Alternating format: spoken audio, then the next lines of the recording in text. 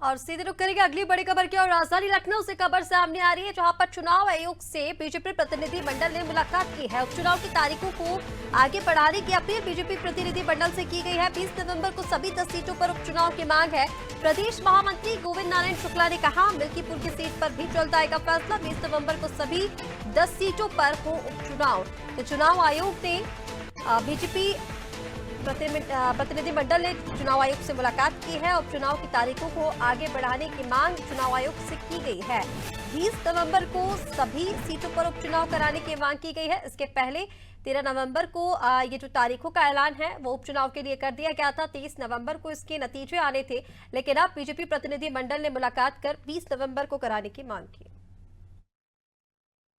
चुनाव को लेकर उत्तर प्रदेश में तस्वीर साफ है। 9 सीटों पर उपचुनाव होना है। मिल्कीपुर को लेकर तमाम सारे आरोप प्रत्यारोप विपक्ष के द्वारा किए जा रहे हैं, लेकिन आज भारतीय जनता पार्टी का एक पैनल उत्तर प्रदेश निर्वाचन आयोग पहुंचा और एक बड़ी मांग की है कि उत्तर प्रदेश में उपचुनाव की जो तारीखें हैं उन्हें आगे बढ़ाया जाए, क्योंकि 13 तारीख को मतदान होना है, 15 को पूर्णिमा है, स्नान है और एक बड़ा पर्व माना जाता है सनातनियों के लिए। तो ऐसे में अब यूपी बीजेपी ने मांग की है कि 20 नवंबर को मतदान हो, यानी महाराष्ट्र के साथ ही यूपी में भी उपचुनाव हो। और उन्हीं पैनल में से एक महत्वपूर्ण सदस्य उत्तर प्रदेश भारतीय जनता पार्टी के महामंत्री गोविंद नारायण शुक्ला जी हमारे साथ मौजूद हैं बातचीत करने के लिए। आप लोगों ने निर्वाचन आयोग में मुलाकात की है उत्तर प्रदेश निर्वाचन आयुक्त से, क्या कुछ मांग कही है और क्यों आप लोग चुनाव की तारीखें आगे बढ़ाना चाहते हैं? भारतीय जनता पार्टी प्रदेश का एक प्रतिनिधिमंडल आज राज्य निर्वाचन आयोग जाकर के जो उत्तर प्रदेश के उपचुनाव घोषित हुए हैं उनमें हमने यह बात कही है कि हमारे यह चुनाव जो 13 नवंबर को घोषित है, ये 13 नवंबर के बजाय इस चुनाव को 20 नवंबर किया जाए या जो तिथि आगे उपयुक्त हो। 15 नवंबर को हम सब लोग जानते हैं कि कार्तिक पूर्णिमा का स्नान है और आयोग भी चाहता है कि अधिक से अधिक लोग इसमें मतदान में भागीदारी बने। इसलिए हमने आयोग से आग्रह किया है कि आम जन का जो कार्तिक पूर्णिमा मेले में जाते हैं वो 2-3 दिन पहले से जाना प्रारंभ करते हैं। ऐसी स्थिति में वो मतदान से वंचित रहेंगे, अतः अधिक से अधिक मतदान हो। इसलिए हमने मांग किया है आयोग से कि उसको 20 नवंबर किया जाए 13 नवंबर के स्थान पर। इसके पीछे एक तरफ ये भी देखा जाए कि बीजेपी का जो कोर वोट बैंक है वो इस तरह की जो धार्मिक गतिविधि है उसमें शामिल होता है, सनातन धर्म का पालन करता है। तो ये एक सबसे बड़ी वजह है कि आप लोग चुनाव की तिथि आगे करना चाहते हैं।